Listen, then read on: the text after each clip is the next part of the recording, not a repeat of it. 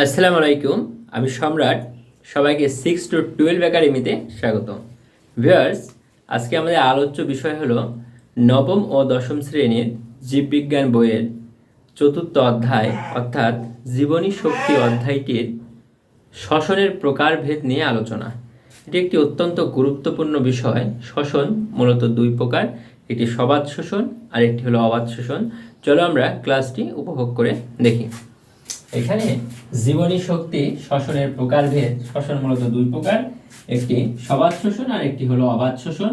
সবাত শোষণ কি অথবা কাকে বলে অথবা সবাত শোষণ বলতে কি বোঝো সেটি আমি এখানে লিখেছি যে শ্বসন প্রক্রিয়ায় অক্সিজেনের প্রয়োজন হয় এবং শাসনিক বস্তু শর্করা, প্রোটিন, লিপিড, বিভিন্ন ধরনের জৈব অ্যাসিড সম্পূর্ণভাবে জারিত হয়ে কার্বন ডাইঅক্সাইড, পানি এবং বিপুল পরিমাণ শক্তি উৎপন্ন করে তাকে সবাত শোষণ বলে। অর্থাৎ সবাত শোষণ হলো অক্সিজেনের উপস্থিতিতে সম্পূর্ণরূপে জারিত হয়ে কার্বন ডাইঅক্সাইড, পানি এবং বিপুল পরিমাণের শক্তি উৎপন্ন করে। এই বিপুল পরিমাণের শক্তিটি কত? বিপুল পরিমাণের শক্তিটি হলো এখানে লেখা আছে 686 কিলো ক্যালোরি পার মোল।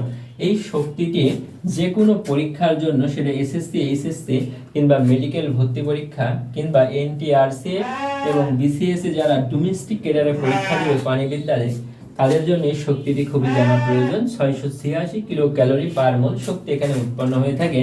তো সবাত শোষণের একটি সমীকরণ আছে, এই সমীকরণটি হলো C6H12O6, অর্থাৎ এটি গ্লুকোজ। এই গ্লুকোজ 6 অণু অক্সিজেনের সাথে জারিত হয়ে অর্থাৎ বিক্রিয়া করে বিভিন্ন এনজাইমের উপস্থিতিতে বিভিন্ন এনজাইমের প্রভাব হিসেবে কাজ করে এখানে। তো 6 অণু কার্বন ডাইঅক্সাইড, 6 অণু পানি এবং শক্তি উৎপন্ন করে। তো এই শক্তিটি হলো 686 কিলো ক্যালোরি পার মোল। শক্তিটি হলো 686 কিলো ক্যালোরি পার মোল। সবাত শোষণে অবশ্যই আমাদের অক্সিজেনের প্রয়োজন পড়বে। সেই অক্সিজেনটি অবশ্যই বিক্রিয়কে থাকবে, যেটার সাথে বিক্রিয়া হয়। অক্সিজেনের অনুপস্থিতিতে এই বিক্রিয়া কখনোই সম্পূর্ণ হবে না। তারপরে আরেকটি আছে অবাত শোষণ।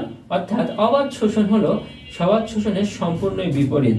অবাত শোষণ যে শ্বসন প্রক্রিয়ায় অক্সিজেন অনুপস্থিতিতে হয়, অর্থাৎ তাকে অবাত শোষণ বলে। অর্থাৎ এই অবাত শোষণে কোনো অক্সিজেনের প্রয়োজন পড়ে না, অবাত শোষণ অক্সিজেনের অনুপস্থিতিতে হয়ে থাকে।